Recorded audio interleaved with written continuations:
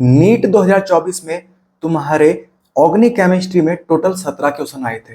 17 question में से कितने क्वेश्चन मेरे एनसीईआरटी से पूछे गए, और अगर एनसीईआरटी में से भी पूछे गए तो एनसीईआरटी में से क्या वो हमारे एक्सरसाइज से पूछे गए, या फिर इन टेक्स्ट क्वेश्चन से पूछे गए, या फिर सॉल्व एग्जांपल से पूछे गए, या फिर आपकी थ्योरी से पूछे गए, या फिर वो आपके पीवाईक्यू से पूछे गए, या फिर वो आपकी एनसीईआरटी एग्जाम्पलर से पूछे गए। बिल्कुल डिटेल्ड, बिल्कुल अच्छे से पोस्टमार्टम करने वाले नीट 2024 के ऑर्गेनिक केमिस्ट्री के पूरे पेपर का। और 17 क्वेश्चन जो आपके पूछे गए थे उनमें से आपको वही क्वेश्चन आपको दिखाऊंगा, और बिल्कुल अच्छे से ये आई ओपनिंग वीडियो आपके लिए रहने वाली है, तो इस वीडियो को पूरा देखना। मेरा काल है कलम मेरी पवित्र है, अल्फाजों में ही रीत है। तार सब तू कर रहा है आज, कल देना होगा तुझको सारी चीजों का हिसाब तेरे ही कर्मों से। हेलो एवरीवन, मेरा नाम है सागर बलूनी। मैं आपका स्वागत करता हूं इस प्यारे से छोटे से आपके अपने चैनल में। तो जी हाँ, जो 17 क्वेश्चन आपके पूछे गए थे ऑर्गेनिक केमिस्ट्री में नीट 2024 में, तो उन 17 के 17 क्वेश्चंस का बहुत अच्छे से पोस्टमार्टम इस वीडियो में होने वाला है। तो इस वीडियो को पूरा अच्छे से देखना अगर आप ऑर्गेनिक केमिस्ट्री का नीट 2025 में अपना जो मार्क्स है वो सेव करना चाहते हो। तो क्योंकि मुझे पता तो होना चाहिए कि जिस एग्जाम की मैं तैयारी कर रहा हूं वहां पर जो मेरे ऑर्गेनिक केमिस्ट्री में क्वेश्चंस पूछे जा रहे हैं वो कहां से पूछे जाते हैं, मतलब एनटीए का माइंडसेट क्या है सर, वो कहां से उठा के मुझे क्वेश्चन पूछता है। अगर मुझे पूरा अच्छे से पता चल गया तो उस तरीके से मैं जितने भी टाइम मेरे पास अभी बचा हुआ है उस टाइम में मैं वहां से क्वेश्चन प्रैक्टिस करने वाला हूं, और मैं वो अपना पढ़ने वाला हूं। और ये चीज अगर तुमने तैयार कर ली ना तो नीट 2025 का भी तुम्हारा पूरा पेपर यहीं से तैयार होगा। फिर मैं आपको दिखाऊंगा, देख सारे क्वेश्चन वही टू वही तुमको बिल्कुल डिट्टो मिल जाएंगे। तो बिल्कुल ये आई ओपनिंग वीडियो आपके लिए रहने वाली है। पर वीडियो को स्टार्ट करने से पहले मैं आपको यहाँ पर एक छोटी सी चीज बताना चाहूंगा। अक्सर होता क्या है ना, हम लेक्चर्स तो देख लेते हैं, हम थ्योरी तो पढ़ लेते हैं, पर जब बात आती है क्वेश्चन प्रैक्टिस करने की तो हम सफिशिएंट अमाउंट में क्वेश्चन प्रैक्टिस नहीं कर पाते। तो नीट प्रेप यहाँ पर आपके लिए लेके आया है एक्सप्रेस बैच। तो अगर आप चाहे 12th क्लास में हो या फिर आप ड्रॉपर भी हो ना, तो आप एक्सप्रेस बैच का लुत्फ उठा सकते हो। एक्सप्रेस बैच में आपको मिलेगा डीपीपी कस्टमाइज करने का मौका, साथ ही साथ आप माइक्रो टारगेट सेट कर सकते हो, और बहुत सारे एनसीईआरटी बेस्ड नीट के लेटेस्ट पैटर्न पे आधारित बहुत सारे एमसीक्यू प्रैक्टिस कर सकते हो। तो यहाँ पर मैं जैसे कोई चैप्टर सेलेक्ट कर देता हूँ जिस चैप्टर का मुझे टेस्ट देना है, जिस चैप्टर के मुझे एनसीईआरटी बेस्ड एमसीक्यू प्रैक्टिस करने हैं। तो यहाँ पर आपसे ये पूछेगा कि आप ये जो टेस्ट है कब देना चाहते हो, तो यहाँ पर मैं 0 डे सेलेक्ट कर लेता हूँ। ठीक है, फिर आपसे ये पूछेगा कि आप इसमें कितने मार्क्स एक्सपेक्ट करना चाहते हो, तो वो मेरे को सेट कर देना है कि मैं कितने मार्क्स इसमें एक्सपेक्ट करता हूं। ठीक है, फिर आपसे ये पूछेगा कि आप फुल टेस्ट देना चाहते हो कि मिनी टेस्ट देना चाहते हो। यहाँ पर मैंने मिनी टेस्ट सेलेक्ट कर दिया है। ठीक है, फिर आपको स्टार्ट टेस्ट पे कहीं ना कहीं क्लिक करना है, तो आपका जो टेस्ट है वो स्टार्ट हो जाएगा। तो यहाँ पर आपके सामने क्वेश्चंस आने लगेंगे, और ये एनसीईआरटी बेस्ड होंगे, स्ट्रिक्टली एनसीईआरटी बेस्ड। तो यहाँ पर आपने इनको सॉल्व किया, और जो क्वेश्चन आपको लग रहा है कि इस क्वेश्चन में मुझे डाउट है तो उसको आप रिव्यू के लिए भी डाल सकते हो। तो फिर जब आपने पूरा टेस्ट कंप्लीट कर दिया ना, तो आप सबमिट टेस्ट पे क्लिक करना, तो आपके सामने आपका रिजल्ट आ जाएगा। तो वहां पर आप एनालाइज कर सकते हो कि कहां पर मेरी गलती है, कहां पर मुझे अपने को इंप्रूवमेंट की जरूरत है। यहाँ पर टेस्ट के हर क्वेश्चन का आपको डिटेल्ड एक्सप्लेनेशन के साथ प्रॉपर सॉल्यूशन मिल जाएगा, text solution plus audio solution with NCERT reference. ठीक है, साथ ही साथ कोई क्वेश्चन आपको इंपॉर्टेंट लग रहा है तो उसको आप बुक मार्क भी कर सकते हो। तो अगर आप एनसीईआरटी बेस्ड खूब सारे नीट लेटेस्ट पैटर्न पे आधारित बहुत सारे क्वेश्चन प्रैक्टिस करना चाहते हो, तो आप अभी डिस्क्रिप्शन में जाके वहां पर एक गूगल फॉर्म लिंक आपको मिलेगा, उसको आप भर देना ताकि आपको एक्स्ट्रा डिस्काउंट मिल जाए। तो अब करते हैं हम स्टार्ट और लेते हैं पहला क्वेश्चन। तो नीट 2024 में ऑर्गेनिक केमिस्ट्री में जो तुम्हारा पहला क्वेश्चन पूछा गया था वो तुमसे पूछा गया था, the most stable carbocation among the following is, इनमें से सबसे ज्यादा स्टेबल कार्बोकेटाइन कौन सा है। ठीक है, तो इसका आंसर तुम्हारा 4th आ गया था। तो यहाँ पर तुमको क्या करना होता है ना, अल्फा हाइड्रोजन काउंट करने होते हैं। जितने ज्यादा अल्फा हाइड्रोजन उतना ज्यादा तेरा मोस्ट स्टेबल कार्बोकेटाइन हो जाएगा। तो यहाँ पर अल्फा हाइड्रोजन कितने हो गए सर, 2 और 2 4 और 3 7। तो यहाँ पर तेरे 7 अल्फा हाइड्रोजन हो गए थे। ठीक है, तो आंसर तेरा 4th आ गया था। अब एनसीईआरटी में जब तुम थ्योरी में जाओगे तो वहां पर तो तुमको मिल ही जाएगा। साथ ही साथ मैं आपको एक्सरसाइज का बताता हूँ, 8.38 नंबर क्वेश्चन अगर तुम देखोगे ना तो सेम टू सेम वैसा ही मिलता जुलता क्वेश्चन आपको दिख जाएगा, जहां पर तुमको मोस्ट स्टेबल कार्बोकेटाइन बताना है, और यहाँ पर भी तुमको क्या काउंट करने होते हैं, अल्फा हाइड्रोजन काउंट करने होते हैं। तो इस क्वेश्चन को देख लेना, आपको मिल जाएगा। सर ये कौन से चैप्टर से पूछा गया था, ऑर्गेनिक केमिस्ट्री का जो पहला चैप्टर है, some basic principles and techniques of organic chemistry, वहां से ये क्वेश्चन आया था। फिर अपन आते हैं एनसीईआरटी एग्जाम्पलर के रेफरेंस में। तो एनसीईआरटी एग्जाम्पलर का जो आप एक क्वेश्चन देखोगे, which of the following is the most stable carbocation, यहाँ पर भी आपको सेम टू सेम वैसा ही मिलता जुलता क्वेश्चन दिख जाएगा।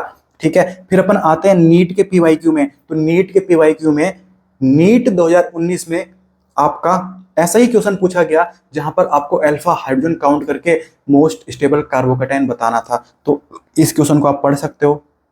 तो अगर आपने नीट के पीवाईक्यू कर रखे हैं, अगर आपने एनसीईआरटी एग्जाम्पलर भी कर ली और अगर आपने एनसीईआरटी पढ़ी है, तो कहीं भी से भी आपका ये क्वेश्चन आराम से सॉल्व हो जाता है, इसमें कोई दिक्कत नहीं थी। अब हम दूसरा क्वेश्चन देखते हैं। Identify the correct reagent that would bring about the following transformation. मतलब ये जो रिएक्टेंट है इसको इस प्रोडक्ट में बदलने के लिए हमको कौन से रिएजेंट चाहिए, कौन से रिएजेंट चाहिए। तो यहाँ पर आपके पास 4 ऑप्शन है। तो मैं आपको लेके चलता हूँ एनसीईआरटी के कौन से चैप्टर में, एल्कोहल, फिनॉल एंड ईथर वाले चैप्टर में। ठीक है, तो यहाँ का अपन एनसीईआरटी रेफरेंस देखते हैं। ठीक है, तो देख रिएक्टेंट जो तेरे पास है वो क्या है सर, एल्कीन है। ठीक है, एल्कीन है। तो ये तेरे पास देख एल्कीन है, और यहाँ पर तूने क्या यूज किया सर, BH3 यूज किया, और तूने साथ ही साथ क्या यूज किया, H2O2 एंड OH यूज किया। तो देख ऑप्शन में BH3 यहाँ पर भी है, BH3 यहाँ पर भी है, H2O2 OH यहाँ पर भी है, H2O2 यहाँ पर भी है। ठीक है, तो तेरा प्रोडक्ट बन क्या रहा है सर, तेरा प्रोडक्ट क्या बन रहा है, यहाँ पर एल्कोहल बन रहा है। ये क्या तेरा एल्कोहल है ना, एल्कोहल है। पर यहाँ पर क्या ये एल्कोहल है, यहाँ पर अल्कोहल नहीं बन रहा। पर आगे भी तो कुछ लिखे हुए हैं सर, आगे भी तो कुछ लिखे हुए हैं। तो अगर आगे देखेगा ना, आगे देख क्या दे रखा है इन्होंने, जो अल्कोहल है, अगर अल्कोहल में मैंने पीसीसी का रिएक्शन करा दिया ना, तो यहाँ पर तेरा क्या बन जाएगा, एल्डिहाइड बन जाएगा। तो यहाँ पर तेरा पीसीसी वाला आंसर सही आ जाएगा। ये तेरा सही हो गया, क्योंकि तेरा आंसर क्या आ रहा था, एल्डिहाइड ही तो तेरे को बनाना था। ठीक है, पर तुम बोलोगे कि यहाँ पर अल्कोहलिक केमनोफोर भी तो यूज कर सकते थे, पर आगे तुमको एनसीईआरटी में दिखेगा कि जो KMnO4 होता है ना, ये बहुत ही ज्यादा कहीं ना कहीं स्ट्रॉन्ग ऑक्सीडाइजिंग एजेंट होता है। ये कहीं ना कहीं इसको एल्डिहाइड में नहीं बदलेगा, ये सीधा इसको कहीं ना कहीं किस में बदल देगा, एसिड में बदल देगा। क्योंकि मैंने आपको बताया था, जब मैंने आपको ऑक्सीडेशन पढ़ाया था और वहां पर एनसीईआरटी में भी दे रखा था कि कहीं ना कहीं KMnO4 इतना भयंकर ऑक्सीडाइजिंग एजेंट होता है, वो सीधा खेल कहाँ तक ले जाता है आपको, वो कहीं ना कहीं एसिड तक आपका खेल पहुंचा देता है। ठीक है, तो यहाँ पर तुम्हारा क्या आएगा आंसर, ऑप्शन नंबर बी आ जाएगा। क्या आ जाएगा, ऑप्शन नंबर बी आ जाएगा। BH3, H2O2 OH -N and PCC। PCC क्या होता है यहाँ पर, पायरिडीनियम क्लोरोक्रोमेट होता है। ठीक है, तो मैंने आपको ये एनसीईआरटी में दिखा दिया, एनसीईआरटी से ही आपका ये क्वेश्चन आया था, आपका क्वेश्चन पूछा गया था। अगर मैं आपको पीवाईक्यू दिखाऊं ना, अगर आपको मैं पीवाईक्यू दिखाऊं तो ध्यान से देखिए, ये तेरा क्या है, एल्कीन है, ये तेरा क्या बन गया, एल्कोहल बन गया। ठीक है, एल्कीन से एल्कोहल बनाना है, तो तूने देख क्या यूज किया होगा, ये देख तेरा आंसर देख, B2H6। समझ में आ गई। तो ये तुम्हारा पीवाईक्यू में पूछा गया था। ठीक है, मतलब ये अपना ये वाला स्टेप पूछा हुआ था जहां तक मैंने अल्कोहल तक बनाया। ठीक है, अब अल्कोहल से तूने अगर एल्डिहाइड बनाना है, तो ये वाला क्वेश्चन तेरा कहां पूछा गया, एनसीईआरटी एग्जाम्पलर में पूछा गया। देख बिल्कुल कहां से खेल रहे हैं, कहां से क्वेश्चन उठा रहे हैं, कहीं ना कहीं है, ध्यान से देख। तो यहाँ पर तेरा क्या आ जाएगा, पीसीसी आ जाएगा, क्योंकि तुझे पता है अल्कोहल से तुझे अगर एसिड बनाना है तो तुझे पीसीसी चाहिए, तेरे को क्या चाहिए, पायरिडीनियम क्लोरोक्रोमेट चाहिए। तो ये क्वेश्चन तेरा कहां से उठाया गया था, एनसीईआरटी एग्जाम्पलर से उठाया गया था। ठीक है, तो बिल्कुल जो दूसरा क्वेश्चन मैंने आपको दिखाया ऑर्गेनिक केमिस्ट्री में जो पूछा गया था, वो भी आपको पूरा एनसीईआरटी से आया था। ठीक है, साथ ही साथ को क्वेश्चन कहां से लिया गया था वो भी मैंने आपको बता दिया। फिर अपन आते हैं क्वेश्चन नंबर 3 की तरफ। यहां पर पूछा गया आपको, which of the following alcohol with react instantly with Lucas reagent. इनमें से कौन सी ऐसी अल्कोहल है जो बिल्कुल जल्दी से रिएक्ट हो जाएगा, किसके साथ, लुकास रिएजेंट के साथ। ठीक है, तो मैं लेके चलता हूं आपको एल्कोहल, फिनॉल एंड ईथर वाले चैप्टर में। ठीक है, यहाँ पर देख ये लुकास टेस्ट अपना आता है। लुकास टेस्ट में जो रिएजेंट यूज किए जाते हैं वो होता है कंसंट्रेटेड HCl एंड ZnCl2। ठीक है, यहाँ पर देख क्या लिखा हुआ है, जो टर्चरी अल्कोहल होते हैं ना सर, जो टर्चरी अल्कोहल हो जाते हैं वहां पर प्रोडक्ट तेरा इमीडिएटली दे देते हैं। मतलब जो टर्चरी अल्कोहल है वहां पर बिल्कुल जल्दी से रिएक्शन हो जाती है। और क्वेश्चन तेरे को यही तो पूछ रहा है कि यहाँ पर इंस्टेंटली कहाँ पर खेल होने वाला है, तो तेरे को टर्चरी अल्कोहल ढूंढना है। देख OH लगा हुआ है जिस कार्बन के साथ, वो तेरे कितने कार्बन के साथ लगा हुआ है, 3 कार्बन के साथ।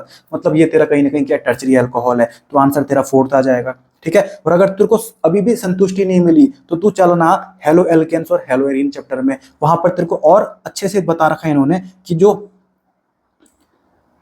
जो अपनी रिएक्टिविटी होती है ना अल्कोहल की with hello acid. Hello acid मतलब जैसे अपना HCl हो गया, तो ये लुकास रिएजेंट में भी तो HCl यूज किया जाता है। ठीक है, तो यहाँ पर रिएक्टिविटी का रेट क्या है सर, 3 डिग्री, फिर 2 डिग्री अल्कोहल, फिर 1 डिग्री अल्कोहल। मतलब सबसे ज्यादा रिएक्टिव कौन होता है, अपना 3 डिग्री अल्कोहल होता है। तो वापस से मैंने यही आंसर मार दिया। मतलब 2-2 चैप्टर से मैंने आपको लिंक बता दिया इसका, 2-2 चैप्टर से लिंक बता दिया इसका। ठीक है, कोई दिक्कत नहीं है। यहाँ पर इन्होंने देख क्या दे रखा है यहाँ पर, इन्होंने पूरा वो रिएक्शन भी सॉल्व करके दे दिया। ठीक है, ये अल्कोहल है, अल्कोहल की रिएक्शन किसके साथ करा रहा हूँ, HCl ZnCl2 के साथ करा रहा हूँ, इसी को मैं लुकास रिएजेंट बोलता हूँ। ठीक है, तो ये जो अपना R है ना, अगर ये अपना 3 डिग्री हुआ तो यहाँ पर रिएक्शन तेरी आराम से हो जाएगी। तो मैंने ऑप्शन नंबर 4 टिक मार दिया। ठीक है, तो एनसीईआरटी का मैंने पूरा रेफरेंस आपको बता दिया, दोनों चैप्टर से, दो चैप्टर से मैंने रेफरेंस बता दिया आपका। ठीक है, फिर अपन बात करते हैं एनसीईआरटी एग्जाम्पलर की तरफ अपन आते हैं। ओहो, यहाँ देख एल्कोहल, ठीक है, HCl ZnCl2, इसी को तो लुकास रिएजेंट बोलते हैं सर। तो ये क्वेश्चन पूछ रहा है कि रिएक्टिविटी बताओ सर, 3 डिग्री 2 डिग्री 1 डिग्री, ये तेरा आंसर आ गया, कोई दिक्कत नहीं है, वही सेम टू सेम क्वेश्चन पूछा गया सर, कंसेप्ट तो बिल्कुल वही है ना यार।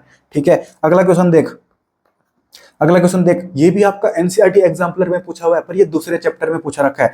यहाँ देख, the order of reactivity of following alcohol with halogen acids, मतलब यहाँ पर जो अल्कोहल की रिएक्टिविटी है वो कैसे होगी सर, तो वहां पर क्या होगी, 3 डिग्री, फिर 2 डिग्री, फिर 1 डिग्री। तो इसमें से ढूंढ लेना आप कि कौन सा अल्कोहल 3 डिग्री है, कौन सा अल्कोहल 2 डिग्री है, और कौन सा अल्कोहल तेरा 1 डिग्री है। यहाँ पर मैं आपको क्वेश्चन सॉल्व नहीं करा रहा, यहाँ पर मैं आपको बस इतना बता रहा हूँ कि जो तेरे को नीट में पूछे जाने हैं ना क्वेश्चन, वो कहीं ना कहीं या तो तेरे कहीं ना कहीं PYQ में पूछे गए हैं, या तो तेरा एनसीईआरटी एग्जाम्पलर में तेरे को दे रखा है, या फिर वो तेरे एनसीईआरटी की टेक्स्ट बुक से आता है। ठीक है, तो यहाँ पर मैंने तीसरा क्वेश्चन आपको बता दिया। अब आते हैं अपन चौथे क्वेश्चन की तरफ।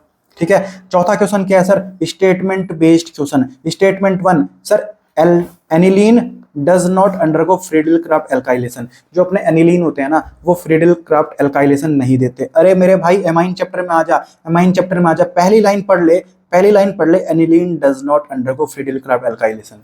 ओहो, समझ में आ गया भाई, पहली लाइन से ही तेरा कहीं ना कहीं क्वेश्चन पूछ लिया गया। ठीक है, तो अपन आते हैं स्टेटमेंट 2 की तरफ। अब मैं आपको स्टेटमेंट 2 दिखाता हूँ। Aniline can not be prepared through Gabriel synthesis. ठीक है, तो यहां पर तो आ गया गैब्रियल पथलमाइड सिंथेसिस। ठीक है, तो यहां पर तेरे को क्या पूछा हुआ है, देख ये क्या लिखा हुआ नीचे, aromatic primary amine can not be prepared by this method. जो तेरा एनिलीन है ना, जो तेरा एनिलीन है वो तेरा यही तो होगा, यही तो अपना एनिलीन है ना। तो ये तो अपना एरोमेटिक है, तो यहाँ पर लिखा हुआ है ना, जो अपने एरोमेटिक प्राइमरी अमाइंस होते हैं वो तेरे कहीं ना कहीं इस मेथड से प्रिपेयर नहीं होते, वो तेरे गैब्रियल सिंथेसिस से प्रिपेयर नहीं होते। तो वो तेरा स्टेटमेंट 2 भी क्या सही है, तो तेरा आंसर क्या आ जाएगा, ऑप्शन नंबर 1 आ जाएगा। स्टेटमेंट 1 भी सही है, एनसीईआरटी में मिल गया, स्टेटमेंट 2 भी सही है, एनसीईआरटी में मिल गया। एनसीईआरटी की लाइन है भाई, और मैं जब आपको पढ़ा रहा हूँ ना, जब मैं आपको लेक्चर्स देता हूँ, तो एनसीईआरटी का एक एक शब्द पकड़ के चलता हूँ, उसको बिल्कुल अच्छे से उसको खोलता हूँ, पोस्टमार्टम करता हूँ उसका। तो एनसीईआरटी का जब तू एक एक शब्द अच्छे से जानता है, तो कोई लाइन अगर तेरे पास आ गई ना नीट 2025 में, तो तू आराम से उसको पेल देगा यार। बिल्कुल तेरे को पता लग जाएगा कि मैंने तो ये क्लास में करी हुई है, ये लेक्चर में दे रखी है सर ने, ये पूरे अपने PDF में मैंने पढ़ी हुई है, तो कहीं पे भी तेरे को कोई दिक्कत आने वाली नहीं है। ठीक है सर, अब देख, अब तू एनसीईआरटी के एक्सरसाइज में आ जा, अब तू एनसीईआरटी के एक्सरसाइज में आ जा, तू वहां पर क्या देखेगा, तू वहां पर क्या देखेगा, aniline does not undergo Friedel craft reaction, वहां पर लिखी हुई है भाई, सीधी सीधी लाइन लिखी हुई है कि एनिलीन अपनी फ्रीडल क्राफ्ट रिएक्शन नहीं देती। ठीक है, तू और आगे आ जा, तेरे को 9.12 करके एक क्वेश्चन दिखेगा, वहां पर तेरे को लिखेगा, क्वेश्चन क्या पूछा हुआ है, why can not aromatic primary amine prepared by Gabriel synthesis. यहाँ पर जो इन्होंने क्वेश्चन पूछा हुआ है उसी को वहां पर उन्होंने स्टेटमेंट के बेस पे दे दिया कि ये पूछ रहे हैं कि क्यों अपना जो एरोमेटिक प्राइमरी अमाइंस हैं वो गैब्रियल सिंथेसिस नहीं देती, और वही इन्होंने स्टेटमेंट पूछ दिया कि जो हमारे एनिलीन होता है ना, यानी जो अपना एरोमेटिक प्राइमरी अमाइन है एनिलीन, वो हमारा गैब्रियल सिंथेसिस से प्रिपेयर नहीं हो रहा। ठीक है, तो मैंने आपको यहाँ पर एनसीईआरटी की एक्सरसाइज का रेफरेंस दिखा दिया, साथ ही साथ मैंने आपको दिखा दिया कि ये जो स्टेटमेंट दे रखे थे दोनों के दोनों, वो आपके एनसीईआरटी में बिल्कुल डिट्टो दे रखे हैं, बिल्कुल एक वर्ड भी चेंज नहीं है सर, एक वर्ड भी चेंज नहीं है। ठीक है सर, अब आते हैं अपन क्वेश्चन नंबर 5 की तरफ। क्वेश्चन नंबर 5 में पूछा हुआ है इंट्रा मॉलिकुलर हाइड्रोजन बॉन्डिंग कहाँ प्रेजेंट होगी। यहाँ देख तू एनसीईआरटी के रेफरेंस में देखना भाई, ये जो चित्र बना हुआ है इसमें क्या लिखा हुआ है, intra molecular hydrogen bonding in ortho position पे दिखती है सर। ऑर्थो पोजीशन देखिए, ये तो तेरा ऑर्थो पोजीशन है, ये तो पैरा पोजीशन हो गई, ये तो तेरी मेटा पोजीशन हो गई सर। तो ऑर्थो पोजीशन पे ही तो बनेगा भाई, मेरे एनसीईआरटी के डायग्राम में दे रखी है चीज भाई, एनसीईआरटी के डायग्राम में दे रखी है इंट्रामोलिकुलर हाइड्रोजन बॉन्डिंग। कोई दिक्कत नहीं है, कोई दिक्कत नहीं है सर, बिल्कुल आसानी से समझ में आ गया। और जो क्वेश्चन नंबर 5 मैंने आपको दिखाया ना, ये भी तेरा एनसीईआरटी में दे रखा था, बिल्कुल कोई दिक्कत नहीं है। अब अपन आते हैं क्वेश्चन नंबर 6 की तरफ। क्वेश्चन नंबर 6 आपका कौन से चैप्टर से पूछा गया था, organic chemistry some basic concepts and principle. ठीक है, अब ध्यान से देख, यहां पर ध्यान से देख क्या लिखा हुआ है, ऑन हीटिंग। ठीक है, ऑन हीटिंग, ठीक है, ठीक है, यहाँ पर क्या लिखा हुआ है, ऑन हीटिंग। ठीक है, फिर आगे क्या लिखा हुआ है, some solid substance change from solid to vapour. क्या लिखा हुआ है, some solid substance change from solid to vapour. पूरी एनसीईआरटी की लाइन क्या, पूरी एनसीईआरटी का पैराग्राफ ही चेप दिया। आंसर क्या है सर, सब्लिमेशन। आंसर क्या है सर, सब्लिमेशन। आंसर क्या है सर, सब्लिमेशन। आंसर नंबर 2 आ गया। कोई दिक्कत है, कोई भी दिक्कत नहीं है। मतलब सर मुझे बिल्कुल क्लियर हो गया कि अगर मैंने एनसीईआरटी अच्छे से पढ़ी हुई है, अगर मैंने पीवाईक्यू लगा दिए, अगर मैंने एनसीईआरटी के सॉल्व्ड एग्जांपल लगा दिए, अगर मैंने इन टेक्स्ट क्वेश्चंस लगा दिए, अगर मैंने कहीं ना कहीं एनसीईआरटी एग्जांपल लगा दी, और ये सारे मैं आपको कराता हूं भाई, ये सारे मैं आपको सॉल्व करा के बताता हूं आपको, ठीक है, तो कहीं पे भी कोई दिक्कत नहीं है। मतलब अगर आपने इतना भी लगा दिया ना, तो आपका नीट 2025 में ऑर्गेनिक केमिस्ट्री का एक क्वेश्चन भी बाहर से नहीं आने वाला। ठीक है, तो यहाँ पर तेरे को मैंने 5वां नहीं 6वां नंबर का क्वेश्चन भी दिखा दिया। अब अपन आते हैं क्वेश्चन नंबर 7 की तरफ। ये अपना क्वेश्चन पूछा गया था हाइड्रोकार्बन से। कहां से पूछा गया था सर, हाइड्रोकार्बन से। क्वेश्चन आपको पूछ रहा है a compound with molecular formula. Sir molecular formula कितना दे रखा है, C6H4। ओहो, ठीक है, तो ये बोल रहा है कि हैज 2 टर्शरी कार्बन। ठीक है, मतलब इसका जो ये मॉलिक्यूलर फॉर्मूला दे रखा है ना, इसका एक ऐसा कंपाउंड है जिसके पास तेरे 2 टर्शरी कार्बन है। ठीक है, तो तुमने उसको क्या बताना है, आईयूपीएसी नेम बताना है। अरे मेरे भाई, तुम एनसीईआरटी के रेफरेंस में आ जाओ और एनसीईआरटी के सॉल्व्ड एग्जांपल को देखो। ओहो, same to same molecular formula दिख गया, C6H4। और इसका कहीं ना कहीं ये वाला तुम देखो ना आंसर, इसमें कहीं ना कहीं तेरे को 2 कहीं ना कहीं क्या मिल रहे हैं, 2 टर्शरी कार्बन तेरे को दिख रहे हैं। ये ऐसा कार्बन है जो 3 कार्बन के साथ जुड़ा हुआ है। देख, 1 2 3, मतलब ये टर्शरी कार्बन है। और ये कार्बन भी तेरा 3 कार्बन के साथ जुड़ा हुआ है, 1 2 3, मतलब ये भी तेरा टर्शरी कार्बन है। मतलब ये जो कंपाउंड है ना, C16H14 मॉलिक्यूलर फॉर्मूला का ये जो कंपाउंड है, इसके पास तेरे 2 टर्शरी कार्बन प्रेजेंट है। वही तो अपना क्वेश्चन पूछ रहा था। तो उसका क्या बताओ, उसका क्या बताओ, उसका आईयूपीएसी नेम बताओ भाई। 2,3 डाइमिथाइल ब्यूटेन लिख दो ना, 2,3 डाइमिथाइल, ये लिख दिया तूने 2,3 डाइमिथाइल ब्यूटेन। तो आंसर तेरा क्या आ गया, ऑप्शन नंबर 3 आ गया। तो क्या ये तेरा एनसीईआरटी से नहीं पूछा गया था भाई, एनसीईआरटी के सॉल्व एग्जांपल से उठा के तेरे को दे दिया। एनसीईआरटी के सॉल्व एग्जांपल से उठा के तेरे को क्वेश्चन पूछ दिया गया, कोई दिक्कत नहीं है। अब अगला देखते हैं अपन, क्वेश्चन नंबर 8 में आया। ठीक है, क्वेश्चन पूछा गया आपका aldehyde, ketone and carboxylic acid से। ये पूछ रहा है सर फिलिंग सॉल्यूशन ए। फिलिंग सॉल्यूशन ए क्या हुआ, अब यहाँ देख, यहाँ एनसीईआरटी की लाइन देख, filling solution A is aqueous copper sulphate. ये लिख दिया मैंने, aqueous copper sulphate, option number A मार दिया मैंने। एनसीईआरटी की बिल्कुल लाइन उठा के दे दी भाई इन्होंने। अगर तुमने एनसीईआरटी अच्छे से कायदे से पढ़ी हुई है, और मेरे साथ जितने मैं लेक्चर्स बनाता हूँ ना, पूरा एनसीईआरटी फोकस्ड बनाता हूँ, एक एक शब्द एनसीईआरटी का पकड़ के देता हूँ। तो अगर आपने एनसीईआरटी अच्छे से पढ़ ली और मेरे लेक्चर्स अगर देख लिए, तो आपका बिल्कुल कोई दिक्कत नहीं आने वाली नीट 2025 में ऑर्गेनिक केमिस्ट्री के सेक्शन में। ठीक है, फिर अपन आगे आते हैं, क्वेश्चन नंबर 9 देखते हैं अपन। क्वेश्चन नंबर 9 देखते हैं। सर ये तो बहुत डिफिकल्ट क्वेश्चन लग रहा है, सर ये तो बहुत डिफिकल्ट क्वेश्चन लग रहा है। कोई दिक्कत नहीं है, अब मैं आपको एनसीईआरटी का रेफरेंस दिखाता हूँ। ये तेरा क्या है सर, बेंजीन है। ठीक है, बेंजीन से देख कैसा बन रहा है। ओहो सर, ये बेंजीन है, बेंजीन से देख कैसा बन रहा है। बिल्कुल सेम टू सेम भाई। तेरे को कहाँ दिख गया, तेरे को दिख गया एनसीईआरटी की एक्सरसाइज में, तेरे को दिख गया एनसीईआरटी की एक्सरसाइज में, सेम वहीं से उठा दिया इन्होंने। ठीक है, तो यहाँ पर तेरा आंसर बताऊं क्या आ जाएगा। देख, ये तेरा बेंजीन है, ठीक है, और ये तेरा क्या है, CH3COCl। ठीक है, CH3COCl। ठीक है, और साथ में क्या दे रखा है तेरे को, एनहाइड्रस AlCl3। यहाँ पर मैंने तेरे को बताया था भाई, यहाँ पर हम एक क्लोरीन के ऊपर अंगूठा रख देते हैं, बाकी जो भी बचता है ना, उसको यहाँ बेंजीन की खोपड़ी में चिपका देते हैं। तो यहाँ पर क्या बनेगा, देख क्या बचा, C डबल बॉन्ड O बचा, साथ में CH3 बना। तो ये तेरा देख आंसर आ गया। तो साथ में इसी वाले क्वेश्चन में हम क्या करते, इस वाले क्वेश्चन में हम क्या करते, यहाँ पर रिएजेंट ऐसा क्या होता कि ये बन जाता।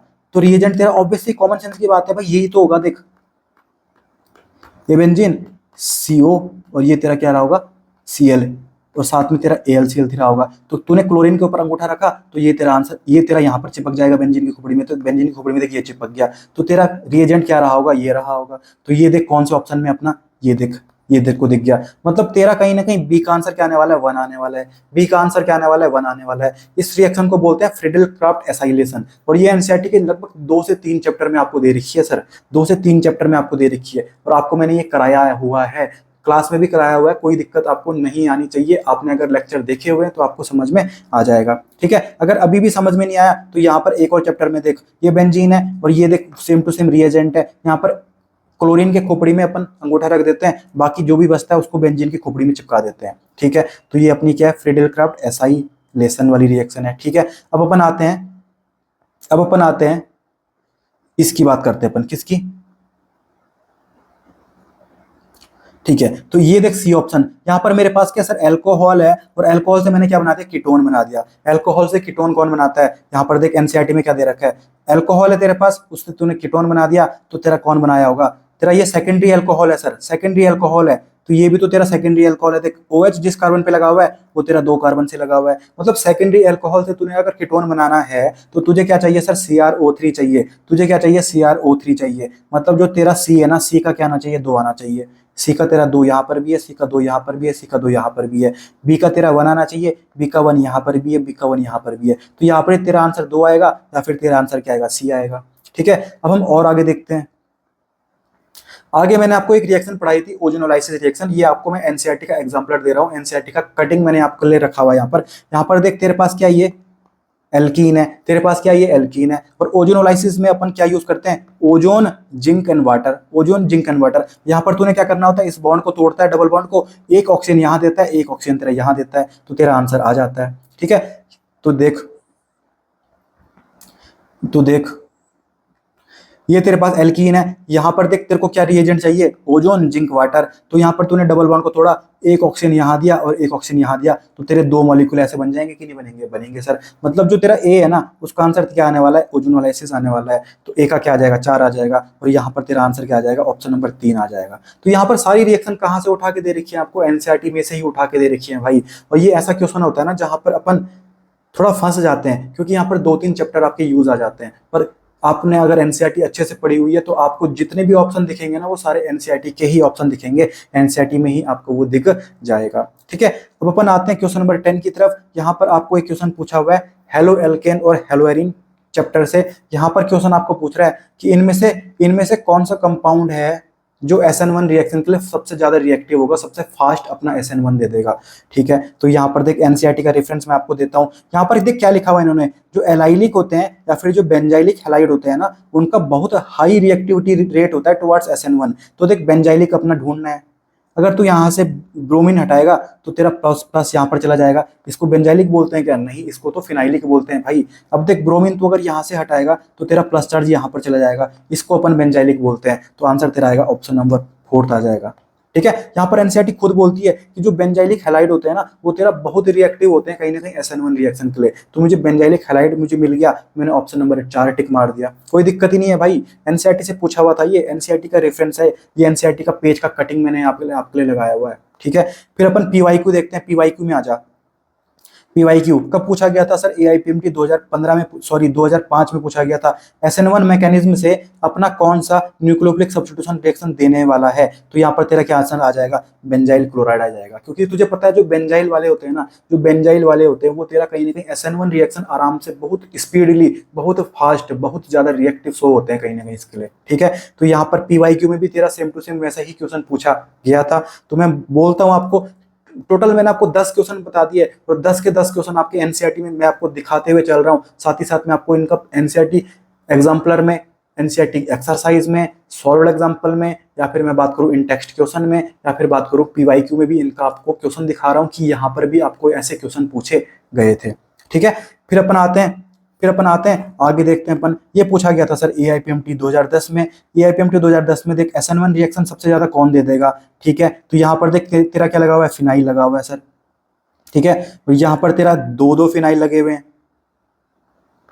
ठीक है, ऊपर से एक तेरा कहीं ना कहीं CH3 भी है, तो तेरा आंसर क्या आ जाएगा, ऑप्शन नंबर 4 आ जाएगा। सॉरी, यहाँ पर तेरा क्या हो जाएगा, 2 क्या लग रखे, बेंजाइल लग रखे हैं तेरे, समझ में आ गई बात। ठीक है, तो 2 बेंजाइल है, तो तेरे को पता है एनसीईआरटी में खुद लिखा हुआ है कि जो बेंजाइल होते हैं ना, वहां पर तेरा कहीं ना कहीं SN1 रिएक्शन की रेट क्या होती है, बहुत ज्यादा हो जाती है। तो आंसर तेरा इसमें क्या आ जाएगा, 4 आ जाएगा। मतलब अगर तूने PYQ किया होगा और एनसीईआरटी का ये वाला, सॉरी AIPMT 2010 का ये वाला क्वेश्चन भी किया होता ना, तो तू उस क्वेश्चन को आराम से सॉल्व कर सकता था। बाकी यहाँ पर भी एक क्वेश्चन देख, यहाँ पर भी तेरे को क्या निकालना है, SN1 रिएक्शन की रेट निकालनी है कि सबसे ज्यादा तेरी कहाँ पर होगी, सबसे ज्यादा तेरी कहाँ पर होगी। देख सबसे ज्यादा कहाँ पर होगी, फिनाइल लिखा हुआ है, फिनाइल के बगल वाले कार्बन पे पॉजिटिव चार्ज आ रहा है, मतलब ये तेरा बेंजाइल कार्बोकेटायन हो गया। ठीक है, ये तेरा बेंजाइल कार्बोकेटायन हो गया, और यहाँ पर इस ऑप्शन में भी यही दे रखा है, मतलब इसमें से आंसर ये वाला आएगा या फिर ये वाला आएगा। ठीक है, मैं आपको यहाँ पर इन क्वेश्चंस को सॉल्व करके नहीं बता रहा हूं, मैं बस आपको बता रहा हूं कि ऐसे सेम टू सेम क्वेश्चन या फिर सेम टू सेम कंसेप्ट वाले क्वेश्चन आपके पीवाईक्यू में भी पूछे गए थे या फिर आपके NCERT reference NCERT exemplar book में भी पूछे गए हैं। ठीक है, अब अपन अगला क्वेश्चन देखते हैं, क्वेश्चन नंबर 11। क्वेश्चन नंबर 11 में हमको बोल रहा है the boiling point of 3 isomeric pentane. यहाँ पर 3 आइसोमेरिक पेंटेन इन्होंने दे दिए। ठीक है, पेंटेन, आइसोपेंटेन एंड नियोपेंटेन। ठीक है, तो देख एनसीईआरटी का रेफरेंस देख। ठीक है, ये देख क्या लिखा हुआ है, boiling point of 3 isomeric pentane, pentane 2 methyl butane and 2 dimethyl propane. Same to same बिल्कुल यहीं से उठा दे दिया। और जो इनका स्टेटमेंट 2 है ना, जो इनका स्टेटमेंट 2 है वो लाइन उन्होंने यहाँ से चेप दी। ये पूरी स्टेटमेंट 2 की लाइन है। मतलब पहले उन्होंने स्टेटमेंट 1 भी यहीं से ले लिया, स्टेटमेंट 2 भी यहीं से ले लिया। ठीक है, तो हमको यहाँ से पता है कि स्टेटमेंट 1 एंड स्टेटमेंट 2 दोनों क्या है, करेक्ट है। तो एनसीईआरटी में दे रखा था, और एनसीईआरटी की जो टेबल देखोगे ना वहां पर भी तुमको ये मिल जाएंगे, वहां से भी तुम आंसर निकाल सकते हो। तुमको पता है बॉइलिंग पॉइंट ब्रांचिंग के क्या होता है, इन्वर्सली रिलेशन होता है। तो ब्रांचिंग जैसे जैसे बढ़ती जाएगी वैसे वैसे तेरा बॉइलिंग पॉइंट क्या होता है, घटते जाता है। यहाँ पर ये कंसेप्ट यूज किया था, और एनसीईआरटी के पूरे एनसीईआरटी की टेक्स्ट बुक से पूरी थ्योरी से ये क्वेश्चन उठा दिया गया था। ठीक है, बाकी तुम अगर एनसीईआरटी एग्जाम्पलर देखोगे तो वहां पर भी तुमको बिल्कुल डिट्टो सेम टू सेम वही क्वेश्चन देखने को मिलेगा।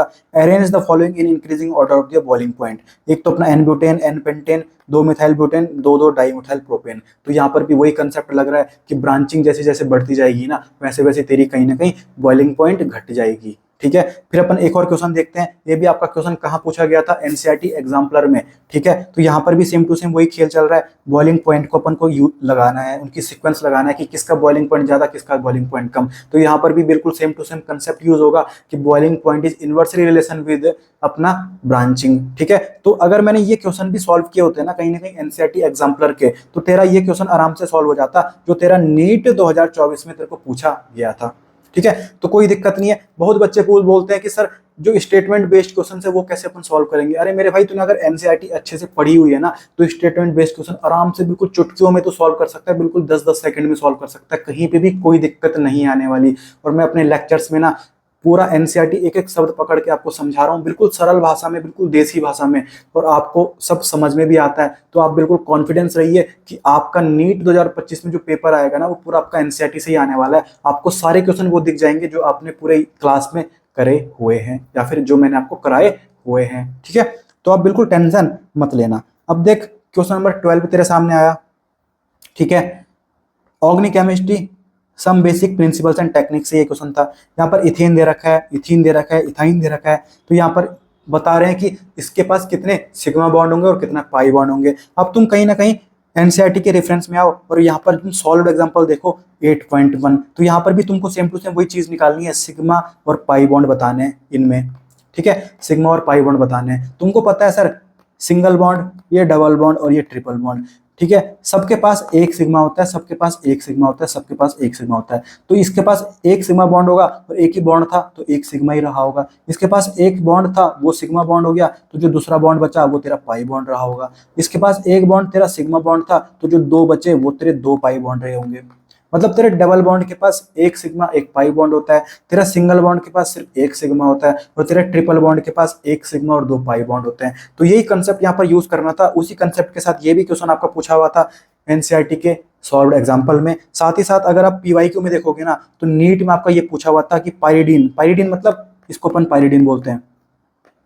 ठीक है, तो यहाँ पर तेरे कितने सिग्मा और कितने पाई है, मतलब सेम कंसेप्ट यूज हो रहा है। फिर अपन तू यहाँ पर देख नीट 2019 में देख पेंट 2 इन और पेंट 2 इन और 4 आइन का स्ट्रक्चर बनाना है। फिर तेरे को बताने कि इसमें कितने कहीं ना कहीं सिग्मा होंगे और कितने पाई बॉन्ड होंगे तेरे। ठीक है, फिर एक और क्वेश्चन देख the total number of pi bond electrons. यहाँ पर तेरे को पाई बॉन्ड इलेक्ट्रॉन्स निकालने हैं, मतलब जितने तेरे पाई बॉन्ड आएंगे ना उसको मल्टीप्लाई 2 से तेरे को करना पड़ेगा। ठीक है, तो यहाँ पर देख, यहाँ पर भी तो निकाल सकता है, सेम टू सेम वही कंसेप्ट है। फिर अपन तो यहाँ पर देखते हैं इनोलिक फॉर्म, जो इसका इनोलिक फॉर्म है ये वाला फॉर्म, इसमें तेरे को क्या निकालना है sir, sigma and pi bond निकालने हैं। तो अगर तूने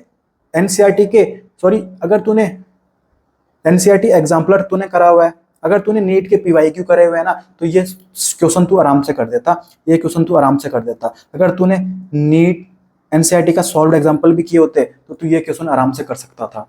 तो अभी तक मैंने आपको कितने क्वेश्चन बता दिए, 12 क्वेश्चन बता दिए जो आपके नीट 2024 में ऑर्गेनिक केमिस्ट्री से पूछे गए थे, और उन सब का मैंने आपको रेफरेंस बता दिया कि एनसीईआरटी से तो सारे आए थे सर, बाकी वो पीवाईक्यू से भी मिला दिया आपको मैंने, साथ ही साथ एनसीईआरटी एग्जाम्पलर बुक से भी आपको मैंने कई क्वेश्चन दिखा दिए। फिर अपना आता है क्वेश्चन नंबर 13। ये क्वेश्चन आपका पूछा गया था बायोमोलिक्यूल से। आपको पूछ रहा है कि ऐसा रिएजेंट बताओ जो हमारा नहीं देगा, क्या नहीं देगा सर, टेस्ट नहीं देगा, किसके साथ, ग्लूकोज के साथ। मतलब ग्लूकोज हमारा कौन सा टेस्ट किसके साथ नहीं देने वाला, तो यहां पर देख क्या लिखा हुआ है, does not give Schiff test and does not give कहीं ना कहीं NaHSO3 के साथ भी नहीं देगा, मतलब इसके साथ नहीं देगा और ये सिफ रिएजेंट के साथ नहीं देगा। मतलब बी और ई आंसर आने वाला है, मतलब आंसर क्या आने वाला है, ऑप्शन नंबर 3 आने वाला है। बिल्कुल बिल्कुल एनसीईआरटी के बायोमोलिक्यूल्स चैप्टर से लाइन उठा दी भाई, और वो आपको क्वेश्चन फ्रेम करके दे दिया। मतलब क्वेश्चन आपका कहां से आने वाला है, एनसीईआरटी से ही आने वाला है, ये बिल्कुल आप डिट्टो मान लो। ये बिल्कुल आप अपने मतलब गांठ बांध के इसको ध्यान रखना कि आपका जो क्वेश्चन पूछा जाएगा वो आपका कहां से पूछा जाएगा, एनसीईआरटी की टेक्स्ट बुक से ही पूछा जाएगा भाई। कोई अलग सा क्वेश्चन नहीं आ जाएगा, कोई आउट ऑफ सिलेबस क्वेश्चन नहीं आएगा। नीट 2025 में भी तुम्हारा क्वेश्चन यहीं से पूछे जाने वाला है, कोई दिक्कत नहीं होने वाली। मतलब अगर तूने पीवाईक्यू 16 साल के लगा दिए, अगर तूने एनसीईआरटी एग्जाम्पलर अच्छे से लगा दी, तो कहीं पे भी कोई दिक्कत नहीं आने वाली। बिल्कुल आराम से तू नीट 2025 के ऑर्गेनिक केमिस्ट्री का पूरा पेपर आसानी से जल्दी से पूरा अच्छे से सॉल्व कर देगा, कहीं पे भी दिक्कत नहीं आएगी। अब हम देखते हैं क्वेश्चन नंबर 14। ठीक है, ये क्या लिखा हुआ है, 3 ROH किसके साथ रिएक्ट कर रहा है, PCl3 के साथ। ये देख एनसीईआरटी रेफरेंस तेरे को दिखा रहा हूं, क्या लिखा हुआ है सर, 3 ROH किसके साथ रिएक्शन कर रहा है, PX3। अब X तेरा क्लोरीन भी हो सकता है, ब्रोमीन भी हो सकता है, यहाँ पर इन्होंने Cl3 मान लिया। ठीक है, तो PCl3 हो सकता था। तो आंसर तेरा यहाँ पर क्या आ रहा है, एक तो 3RX आ रहा है, 3RX तो यहाँ पर भी दे रखा है, तो इन्होंने A पूछ रखा है A, तो A तेरा क्या आ रहा है सर, H3PO3। तो पहला आंसर तेरा क्या आएगा, H3PO3, ये वाला आ जाएगा। आंसर तेरा आ जाएगा ऑप्शन नंबर 4। पर दूसरी रिएक्शन देख, ये भी देख, ROH की रिएक्शन किसके साथ हो रही है, PCl5 के साथ। ये देख ROH की रिएक्शन PCl5 के साथ। आंसर तेरा यहाँ पर पूछा हुआ है POCl3, तो यहाँ पर तेरे को B बताना है, B तेरा आ गया POCl3। आंसर आ जाएगा तेरा ऑप्शन नंबर 4। मतलब एनसीईआरटी से ही पूछा गया है भाई, एनसीईआरटी से ही पूछा गया है। मतलब तेरे को मैंने 14 क्वेश्चन दिखा दिए जो तेरे ऑर्गेनिक केमिस्ट्री में एनसीईआरटी से ही पूछे गए थे। ठीक है, तो आपको ये दिख गया। फिर अपन आते हैं क्वेश्चन नंबर 15 की तरफ। क्वेश्चन पूछा गया था आपको अमाइन चैप्टर से। ठीक है, तो यहाँ पर आपने ये देखा NaOH Br2, आप समझ में आ गया आपको कि सर ये तो कौन सी रिएक्शन है, हॉफमैन ब्रोमाइड रिएक्शन है। एनसीईआरटी का रेफरेंस दिखाता हूं, देख NaOH Br2। ठीक है, यहाँ पर तेरा बनता क्या है, यहाँ पर तेरा प्राइमरी अमाइन बनता है। क्या बनता है सर, प्राइमरी अमाइन बनता है। ये तेरा क्या है, प्राइमरी अमाइन है।